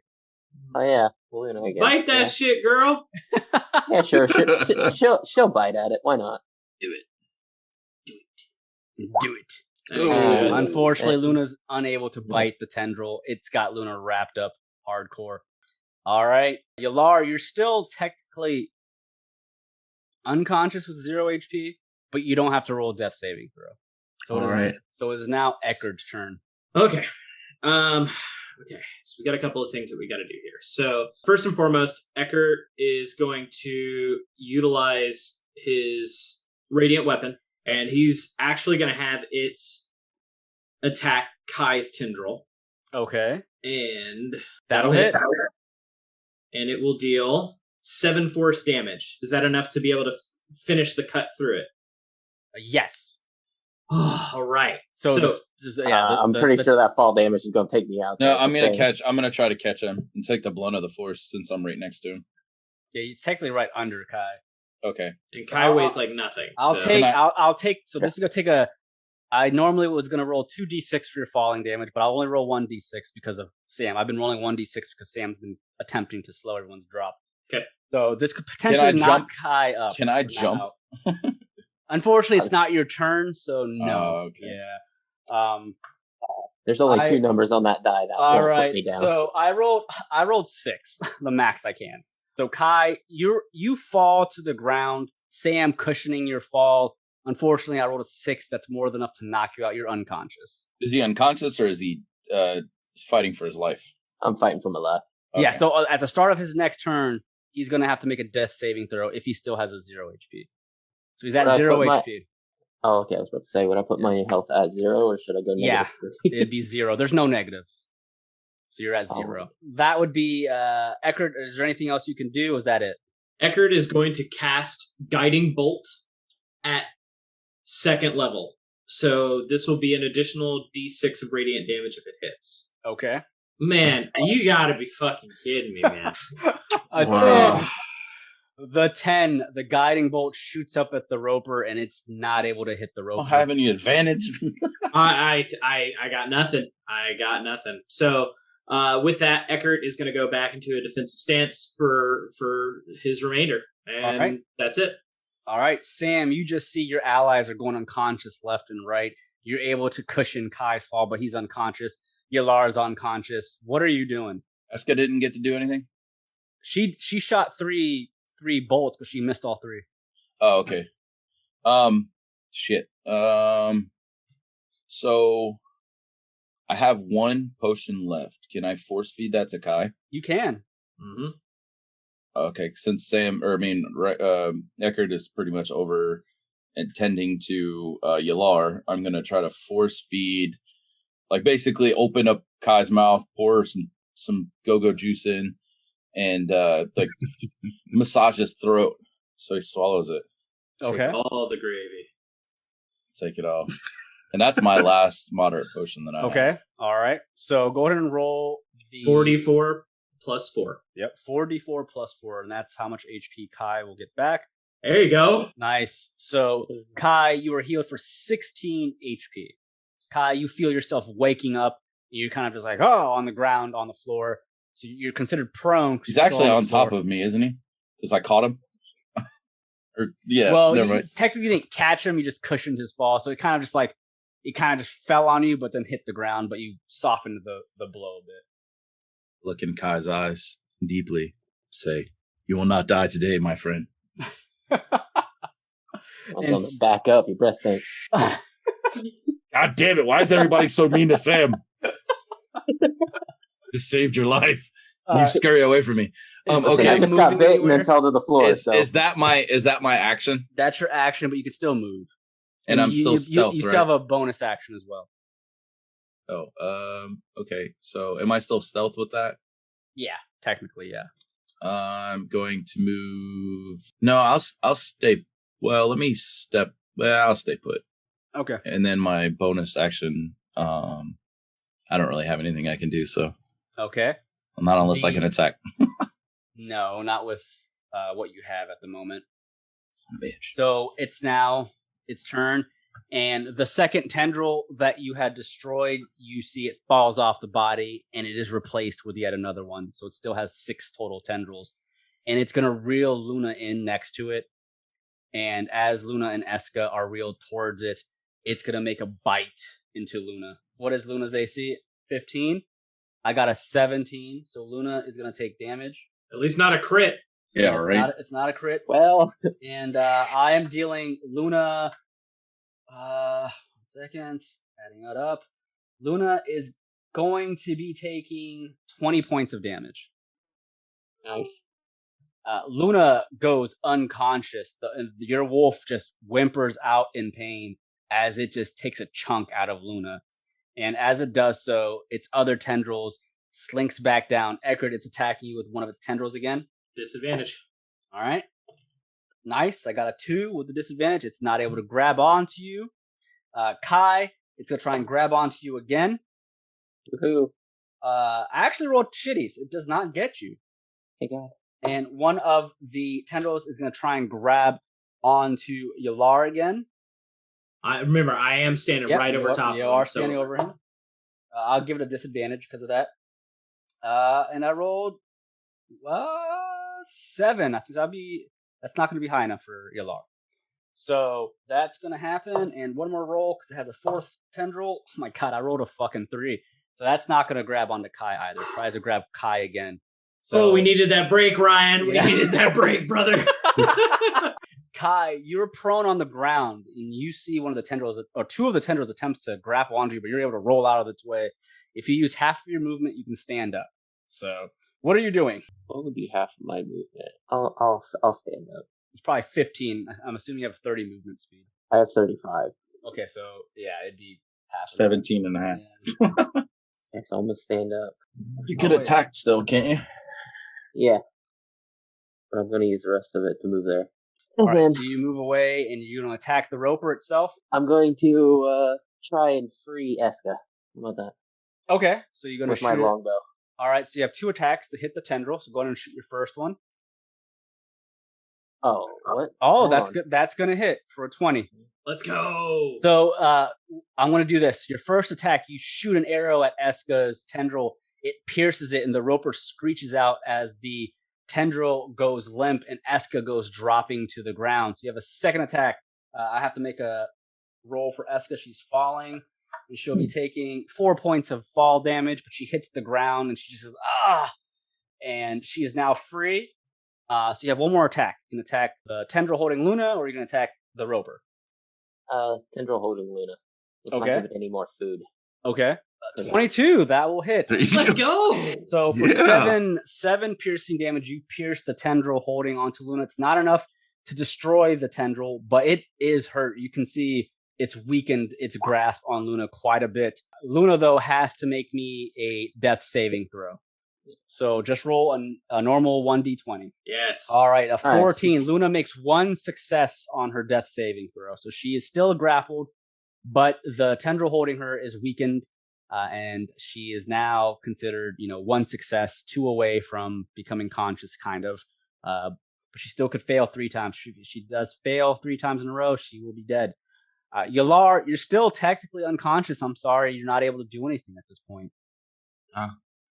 So, Ekhardt, it is now your turn. What are you doing? We're solving that right now. So, Ekhardt, at this point, sorry, my turtle friend, I have been very busy. And he is going to shove into his gullet one of his 2 moderate healing potions. Okay. So that will heal him for... You bathe in the blood of this enemy, too. 15. 15. You're alive. You're living. So Yelar is at 15 HP. All right. So that's my bonus action. For my primary action, after I move, so Ekhardt is going to move right here now that Yelar is awake. And where Luna is, because she's making death saving throws, he can't stay the dying. It's a touch-based cantrip, everyone. She's too high up for you to... But what he can do is throw a motherfucking sanctuary on that bitch. So... be saved! He is going to put that, and it is warded. So until the spell ends, any creature that targets this warded creature with an attack or harmful spell, they have to make a wisdom saving throw. And my wisdom saving throw right now at my level, it says DC 14, but I'm not 100% certain that's correct. No, my spell save DC right now is 15. I don't know why that's not accurate, but so I have a 15 for that portion. Okay. All right, so that's your turn then. It has to make a wisdom saving throw to be able to hit it. If it can't, it has to choose someone else. Okay. All right. Now then, that would be Ekhardt's turn. Esqa being free, she's on her back. She's going to use half her move to quickly get up, and she is pissed. And she just looks up at the roper, and she is going to... She can't reach it with her katana, so she's just going to have to continue casting some spells. So she is going to cast cannot cast any more of her Scorching Rays, unfortunately. But she's going to cast something else, and she is going to show out a Witch Bolt, attempting to hit the Witch Bolt. And it's going to hit the Witch Bolt, dealing... Let's see here. 2 points of lightning damage, unfortunately. But it is now going to continuously take damage for free if she holds on to that Witch Bolt. You all see a crackling lightning strike the roper in the side. She's holding both her hands up, and the continuous lightning continues to stay on the roper as it screeches. And she's going to move back slightly away from it as she does so. Sam, it is now your turn, my friend. All right, this thing is still on the ceiling, so I'm going to step. I'll stay where I am. I'm going to shoot it with my short bow since it can't do anything else because it's 30 feet in the air. All right. Now, keep in mind, as soon as you shoot your bow, you're going to technically be out of stealth. It's going to know where you're at. I got you. So 26 will hit, though. Nice. So we'll damage for that. 10. And then, that will hit. So go ahead and do your sneak attack, because technically you have advantage because the spiritual weapon is 5 feet away from it. Well, technically Luna is too, isn't it? Yeah, technically, yeah. Oof. For 3. So 13 total points of damage to the roper. So that's fine. That's still a decent chunk. The roper, you're able to pierce the side of the roper's eye, and it just closes it, screeching out in pain, and you can hear the screech echo throughout the cavern, and it just pierces your ears. Sam, are you going to make any movements while you're doing this? No, I'm going to use my bonus action to go stealth again. Okay, so make me a stealth saving throw. Oof. All right, so you got am I at advantage? No advantage. No advantage. So you made an 8, total of 9 technically with your cloak. Yeah. You try to sneak back into the shadows, but it is pissed. It looks down at Sam, and it knows where you are. It is now the Roper's turn.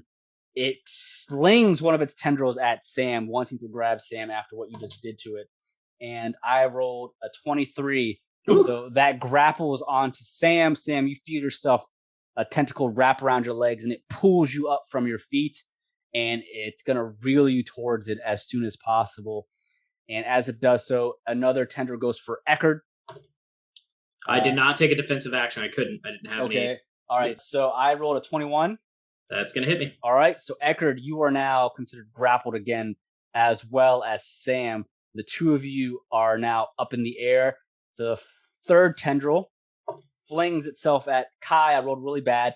Kai, you're able to dodge the tendril and has a 4th, which goes for Yelar at an 8, and I'm not able to hit Yelar. The tendril, it slinks towards Yelar. Yelar, you just take one of your claws, your fist, and you just like knock it away. No! Oh, no one's meal today. So I'm unable to get the two of you. However, it is pissed, and it's going to try and bite into Luna again. And it has to make a wisdom saving throw of 15. Wisdom right? saving throw of a 15. I rolled a 17 with its bonus. So unfortunately, it's going to deal damage to Luna. So damage equates to 1 automatic failing saving throw on Luna's checks. All right, so that is the turn for that. So remember, Kai, if Luna fails 2 more times, she is technically dead. So, Kai, it is now your turn. And Luna's I won't turn. let that happen. What are you doing, Kai? You see your Sam and Ekhardt are now back, or Eckhart's back into the air, and now Sam is as well. What are you doing? I'm just gonna shoot the beast. Okay. He said, "Fuck this shit." Fucking knock him down. I catch him. That will hit. He lets 25 me for fucking 4. stay up in the air. 4 piercing damage. You have another attack. I'm going to. Nice. Let's that, go. That Hold will on, hit hold as on. well. Hold on. You know what? I'm gonna use my feet sharpshooter on this. So that's gonna be a 20 for a total of 15 damage. 15 I like damage. it. All right. Okay. Wait. Total of 15 with both attacks, or just the second attack? Wait, can I do it for both? I'll make it a 14 and a 15. No. What does sharpshooter do? Like what's Sharpshooter, when I roll an attack, I can take a -5 on the attack roll, so it'll be a 20 instead of a 25, and it'll put 10 on my attack. Oh, okay. So you'll have 15 with the second. So you'll have a total of 19 damage. Yeah. Okay. Nice. All right. As you pierce the Roper with your second arrow, it screeches out in pain again, and you can see blood begins to ooze out of the side where you pierced it. It is weakening. It is hurt, but it's not down yet. It doesn't let us go. I need Luna to make me, unless you are you moving anywhere else? No, I'll stay where I am. Okay. Luna needs to make me another death saving throw. Yay. So just a Nice. D20. That's where I say goodbye. Ooh. Oh, no, she succeeded. So she has 2 succeeds and 1 fail. It is now Yelar's turn. Yelar, what are you doing? You see your allies are in the air like you were. Luna is really hurt. What's Yelar up to? Give him hell. You tried to eat me. And he's pissed. So he's going to throw Witch Bolt at 2nd level. Ooh. Oh, that's not going to hit, unfortunately. Your Witch Bolt flings up at the Roper, but as you cast your spell, you feel that chunk that it ripped out of your leg still stinging you badly, and you're just unable to concentrate so well on your Witch Bolt, and you're not able to hit. Do you make any movements or bonus actions? Let's see if I got it on a second. I don't have it really. I'm actually going to try to move back a little bit, though. Okay, so About here. He's up in the air, so you shouldn't have any issue with that. Yeah. So Yelar takes a step back away from the Roper. Ekhardt, it is now your turn. What are you doing, my friend? All right. Eckhardt's doing what is truly Ekhardt. All right. That'll be enough of battering the dog. you almost hear he gets a little bit more vigorous as he starts to sound younger. And he is doing Healing Word on Luna, and he is going to cast Healing Word at 2nd level. Okay. That is going to be his last 2nd level spell that he can cast in a day. And this is going to heal her for 1d4, 2d4 plus my spell casting modifier. So I'm going to go ahead and roll that now. And that's going to heal her 10. So we'll stop with all the death saving throw business. Okay. So Luna is now, her death saving throw has been reset, and she's at 10 HP. All right. And with that, he is then going to take his magical blade, and he is going to attempt to cut free Sam. Yeah. Okay. If there's one person here who can take this damage, it's me, you damn beast! All right. So you go and you do a 10 to the tendril. Unfortunately, the weapon is unable to deal damage to the tendril holding Sam. It kind of just bounces off of the tendril as it goes to swing. It swings its tendril to the side, and it barely nicks it, unable to do any damage to it. Ekhardt is taunting it to the best of his ability. All literally, right. Just to make this have that much more, he is literally going to attempt to intimidate. Come on, beast! You want a meal? I make a good sandwich. Let's go! All right. Pokes it in the eye. Let me make a roll. Okay. The roper screeching at Kai because it was pissed at Kai. It turns its eye to Ekhardt. You're the loudest one, and you're kind of close to its face, so it stares you down. And don't forget to heal Luna, by the way, Kai. Yep. 10 health points. Esqa still has the Witch Bolt, so it's automatic damage, and she's just yelling out. She deals 10 lightning damage to the roper, and as she does the 10 damage to the roper just screeches out in pain again, and as it does so, it drops Luna to the ground.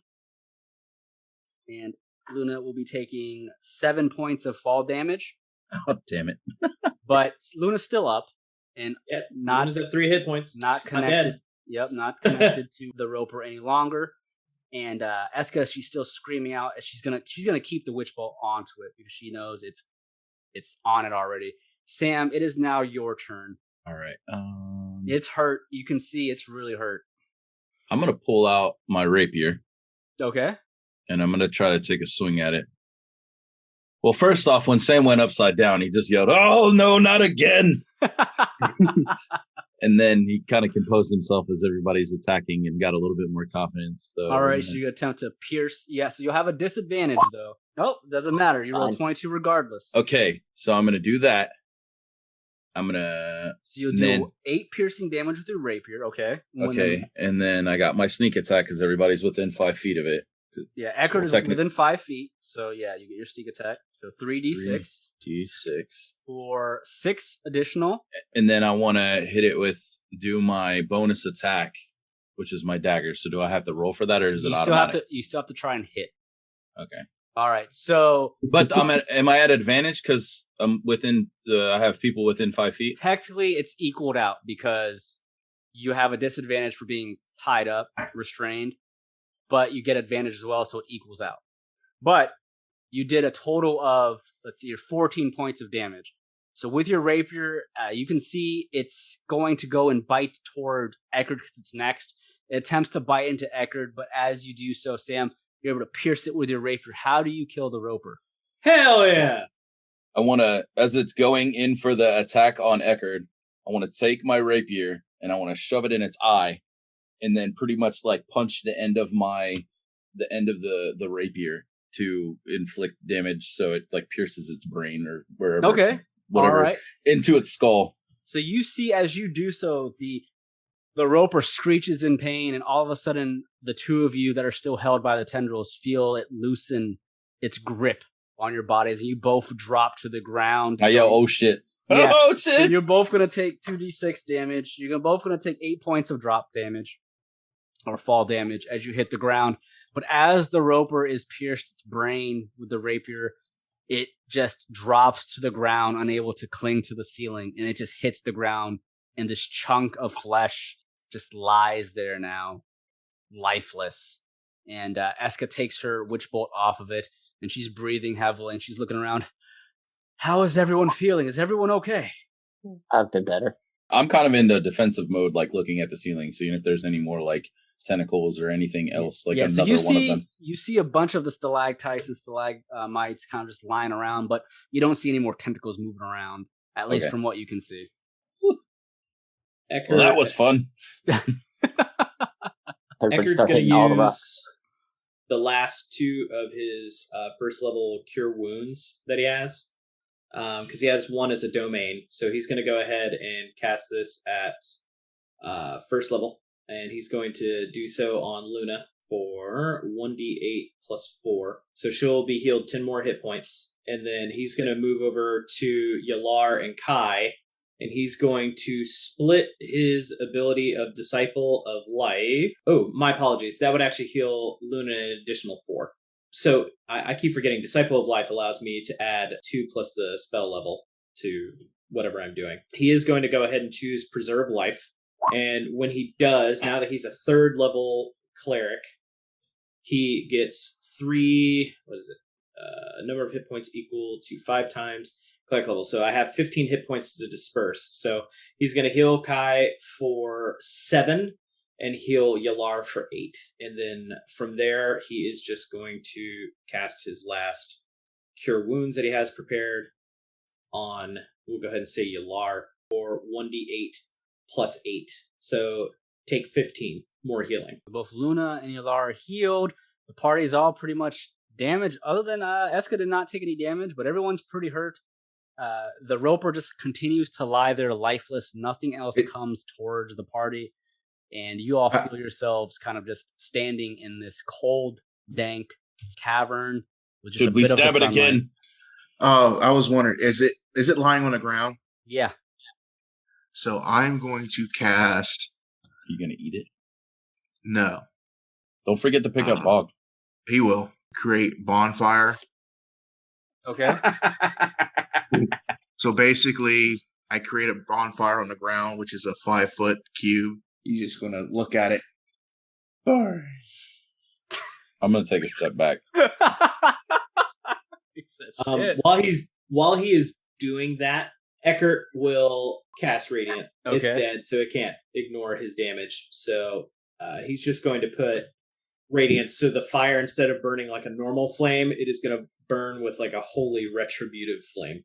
Okay, so the roper, with the bonfire being casted on top of it, soon bursts into radiant flame, and the body slowly begins to melt over time. Does it have any meat or anything like that we could have salvaged? There's meat within its body. It is a creature, so there's meat under its rocky exterior.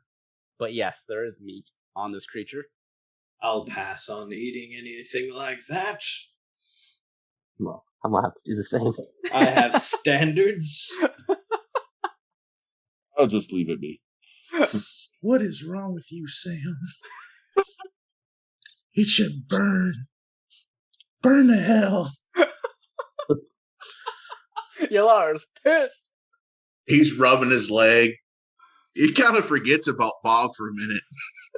Actually. Are there any like internal skeletal pieces that would remain as it burns away?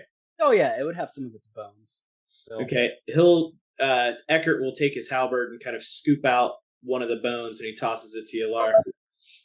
Add it to your collection. What is wrong with everybody? What does everyone think I collect bones and blood of enemies? Sam walks over and picks up Bog. Sam walks over and picks up Bog and hands it to Yelar in a show of friendship / faith. Oh, Bog, I'm sorry I forgot you, buddy. Thank you, Sam. Anytime. Oh, thank you. He's still in pain with his leg. He's going to try to. He had a whole ass chunk of that shit ripped out. Man. He's going to try to bandage his leg up, and Ekhardt would help you with that. More importantly, how is Luna doing? Luna's fine. Luna's fine. She got healed up to max health. She's we'll just say she's limping a bit from the chunk that was ripped from her body, but for the most part, Ekhardt was able to heal her back to almost 100%. We'll say she's not in near as much pain as Yelar is right now.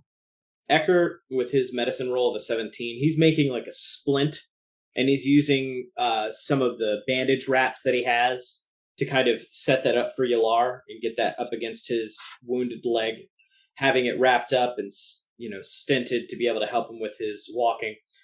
Will you need anything else, Yelar? I'm happy to. We could see if we could help fashion a proper walking staff if you don't want to use yours for that purpose. Oh, all will be. Thank you very much for your kindness. It is absolutely my pleasure, and I'm sorry that we even had to deal with this, Yelar.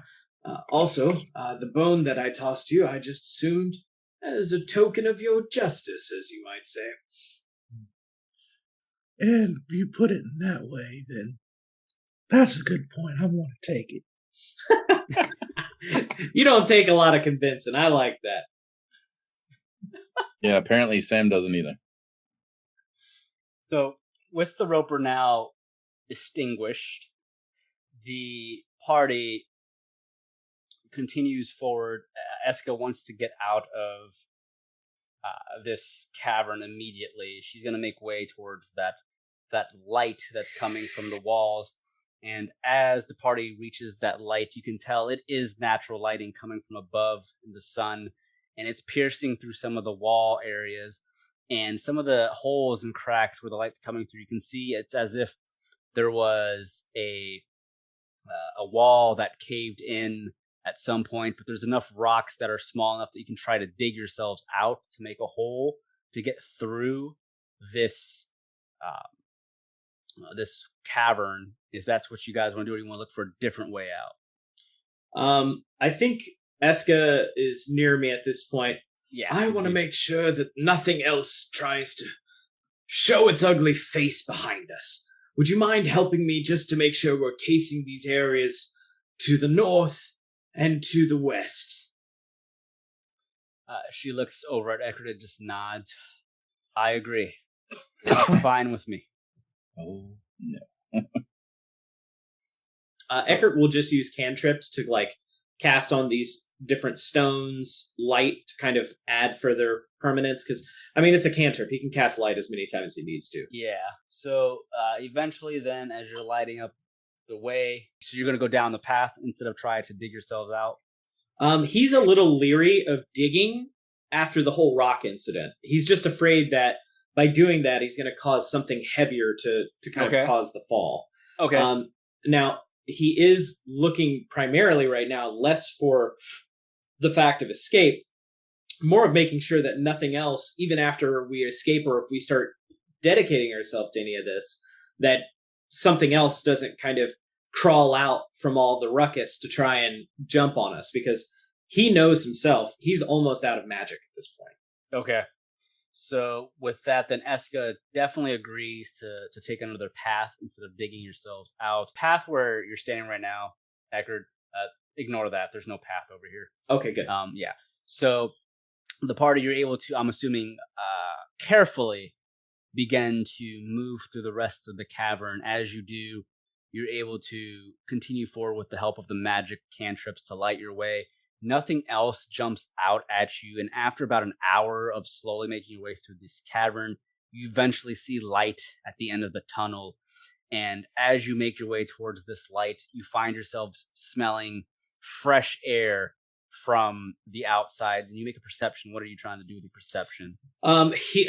So as for cavern and spelunking, he's not confident in that. That's not what his background is. So he's more trying to smell for fresh air. So if he's picking that up, that's exactly what he's looking for. Yeah. So we'll say in the middle of that hour that you've been traveling with a 5, you don't smell anything. But after another additional 30 minutes go by, you do see this light, and you can indeed smell. I'll just say you all can smell fresh air. And the light source gets heavier and stronger, and you can definitely tell it's the sun. It's leading to the exterior of the ruins. And we'll go and just say, as you guys move towards it, you're able to escape this underground cavern. And as you do, you all find yourselves above ground again. But surrounding you are flat, plain-like environments with several hills. an open sky with a couple of clouds. The sun is shining down from above. And as you're looking around, what you would assume the location that you're out of the marshes, and you're in these large open fields known as the Atoni hunting grounds. You're now in the nation of the Kurumo Plains. You would know much about the Kurumo Plains, Ekhardt especially, with you already traveling through here with your history. You understand that the Atoni hunting grounds is a very dangerous place. It looks beautiful with open fields and hills, and there's not very many mountains, but you do know the Atoni hunting grounds is a place where large beasts will roam, such as dinosaurs and the large land sharks known as bullets and several large birds. It's just a land of the beasts. Rocks will fly overhead occasionally, and it's a place where people go where they want to hunt and show off, their how powerful they are and bring home trophies. But it is not a place for the weak. The Atoni hunting grounds is a very dangerous place, and you would know that occasionally purple worms have been spotted in the Atoni hunting grounds. Yes, so it is not a place you want to be. But if you remember last you spoke with the orc at Ogrog, they had told you, stay along the border of the Darkfen Marshes and Kurumo Plains. Don't step too far into the Atoni hunting grounds territory, and you'll still stay safe for the most part. But you all find yourselves in this open field coming out of the marshes, and it's all flat currently. There's some trees surrounding you, and it's the sun and the fresh air is very welcoming. I don't know about the rest of you, but I say we use our now safe area to our rear to instead be a place where we can gain some rest for now.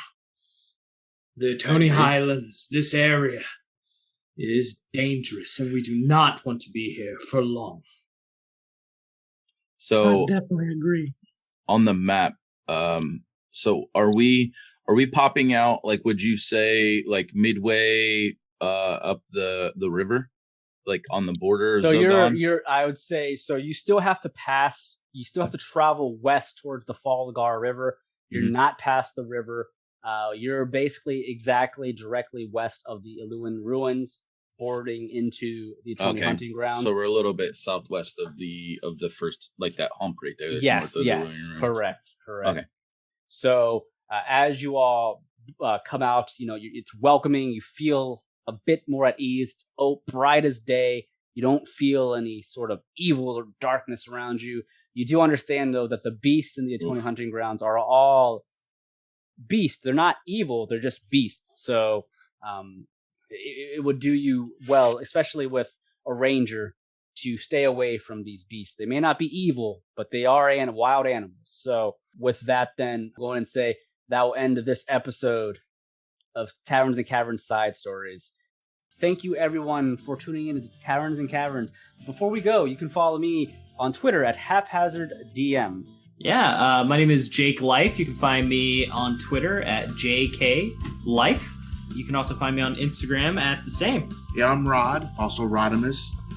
I guess I'll go ahead and plug my social media. Maybe it might encourage me to actually use it more. You can follow me on Instagram at Rodimus83 and on Twitter at Rodimus7901. And I'm Patrick. Thank you, Hap, again for having us and inviting us to this. And you can find me on Twitch at Casper, spelled with a K, The Wicked, WIKID. And you can also find me on Twitter and the same thing. I'm Mark. Thank you, Hap, for letting me experience my first time on D&D. I actually quite enjoyed myself, even though I was quiet for the most part. But I have nothing to plug in social media-wise. All right, cool. Well, no problem. That's okay. But those are all of our players. You can find them all on the Twitter or Instagram handles that they've mentioned. And again, you can find Taverns and Caverns at tavernscaverns.com or Taverns Caverns on Twitter. Thank you so much, everyone, and you all have a wonderful day or night.